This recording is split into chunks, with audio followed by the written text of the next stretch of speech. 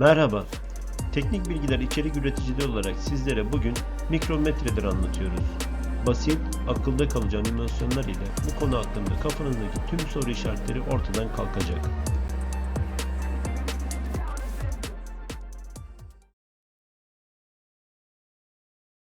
Arkadaşlar mikrometreler çok ince ölçümler elde etmek için kullanılan metrik ve inç versiyonları bulunan hassas ölçüm cihazlarıdır. Mikrometreler ölçüm hassasiyetlerine göre iki sistemde incelenirler. Metrik sistemde %1 milimetrelik ve İngiliz ölçü sistemi olan inç sisteminde binde bir inçlik olarak sınıflandırılırlar. Ama kullanım alanına göre birçok çeşitli mikrometreler bulunur. Kumpastan farkı, kumpas ile iç çap, dış çap ve derinlik tek bir kumpas ile ölçebilirsiniz. Ama mikrometre ile bu mümkün değildir. Bu ölçümler için ayrı ayrı mikrometreler kullanmanız gerekir. Mikrometreler çeşitlerine bakacak olur isek 3 ana grupta incelenirler. Delik ölçümü için, dış çap ölçümü için ve derinlik ölçümü için. Evet arkadaşlar, mikrometrenin bölümlerini gelin tek tek bakalım. Bir mikrometre şeklinden de gördüğünüz gibi 8 ana bölümden oluşur. Sizlere iç mekaniği hakkında bilgiler anlatmak istemiyoruz. Bu konu çok karışık ama temelde vidalı bir sistemde çalışırlar. Bu bölümlere tek tek baktığımızda birinci sırada gövdeyi görüyoruz. Gövde tutamak olarak da bilinir. Üzerinde ölçüm aralığı ve ölçme hassasiyetini gösteren bölümler bulunur. Sabit ölçüm çenesi. Bu bölüm yüzeyi hassas taşlanmış ve sertleştirilmiş silindik bir elemandır. Gövdede sabit bir şekilde durur, malzemenin yüzeyine temas eden kısmındır. Hareketli çene. Bu bölümde sabit çene gibi yapıda olup hareket ederek parçanın ölçüsüne göre ayarlanması içindir. Kovan. Üzerinde yatay cetvel bulunan bölümdür.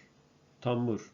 Bu bölüm ise dönerek içerideki vidayı hareket ettiren kısımdır. Üzerinde dikey bir cetvel bulunur. Bu iki bölümü birazdan detaylı olarak anlatacağım. İnce ayar cırcırı. Bu kısım parçayı iki çene arasında sıkıştırdıktan sonra hafifçe son sıkma işlemi için kullanılır. Amaç tam sonucu yakalayabilmektir. Sabitleme mandalı. Seri parça ölçümlerinde tıpkı kumpasta olduğu gibi hareketli çeneyi sabitlemek için kullanılır. Şimdi de kovan ve tambur kısmına detaylı olarak bakalım.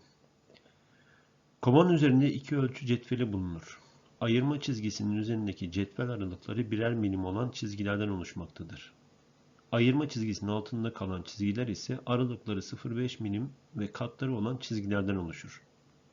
Tambur üzerindeki dikey cetvelde ise aralıkları mikrometrenin hassasiyetine göre değişen belirli aralıklardaki çizgilerden oluşur. Bu örnekte mikrometremizin hassasiyeti 0,01 milim olduğundan dikey çizgilerin aralığı 0,01 milimetredir. Gelin şimdi de mikrometreler nasıl okunur birlikte bakalım.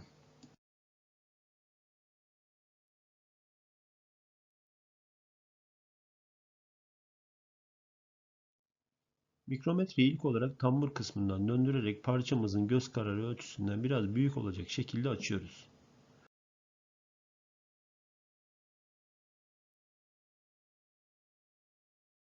Daha sonra parçayı hafifçe sıkıştıracak şekilde tamburdan ayarlıyoruz. En son olarak arka kısımdaki cırcır ile son sıkıştırma işlemini yapıyoruz. Artık mikrometremiz ölçüme hazır.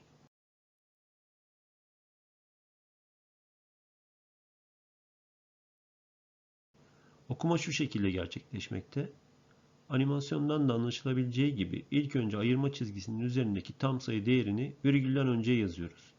Burada tambur kovan üzerindeki 10 değerini biraz geçmiş. O yüzden virgülden önceye 10 yazıyoruz. Daha sonra ayırma çizgisinin altında kalan kısmındaki 0,5 milimlik çizgi değerini virgülden sonra yazıyoruz. Bu ölçü ile tambur üzerindeki dikey cetvelin kovan üzerindeki ayırma çizgisini kestiği değeri topluyoruz. Burada 42 çizgisini geçmiş. 50 artı 42 92 diyoruz ve ölçüm sonucumuzu 10,92 olarak bulmuş oluyoruz. Arkadaşlar şimdi size iki örnek yapacağım. Bu iki örnekle biraz daha pekiştirmiş olacağız. Evet arkadaşlar ilk örneğimize bakıyoruz. Burada ortadaki ayırma çizgisi yani kovan üzerinde duran ortadaki ayırma çizgisinin tambur üzerindeki dikey cetvel üzerinde hangi çizgiyle çakıştığına bakıyoruz. İlk önce kovan üzerindeki ayırma çizgisinin üstünde bulunan milimetrik kısımda 6 çizgisini kovanın çok az da olsa geçtiğini görüyoruz. Yani virgülden önce sol tarafa önce 6 yazıyoruz. Daha sonra sağ tarafta 45, 46 ve 47. çizginin ayırma çizgisiyle tam kesiştiğini görüyoruz. Sağ tarafa da 47 yazıyoruz. Ölçüm sonucumuz 6,47. Arkadaşlar bu örnekte de tamburumuz sağa doğru kaydığında 15 çizgisini, 16 çizgisini ve 17 çizgisini tam geçtiğini görüyoruz. Ayırma çizgisinin altında kalan bölümde 0,5 milimlik bir bölüm daha var. Orayı da hafif geçtiğini görüyoruz. Yani 16, 17, 17, alttaki ayırma çizgisindeki 50'lik kısmında yani 0,5'lik kısmında virgülden sonra yazarsak 50 diye yazalım onu da. Şimdi tam buradaki dikey çizgiye bakalım. 10'u geçmiş. 11, 12, 13, 14. 14 kısmı da buradan geliyor. 50 artı 14, 64 yapıyor. Ölçüm değerimiz 17,64. Evet arkadaşlar, videomuzun sonuna geldik. Umarım bir faydası olur. Sizler de mikrometre nedir, nasıl kullanılır bu konu hakkında bir öğrenim gerçekleştirmiş olursunuz. Videolarımızı beğenmeyi, kanalımıza abone olmayı ve arkadaşlarınıza tavsiye etmeyi lütfen unutmayın. Teşekkür ederiz.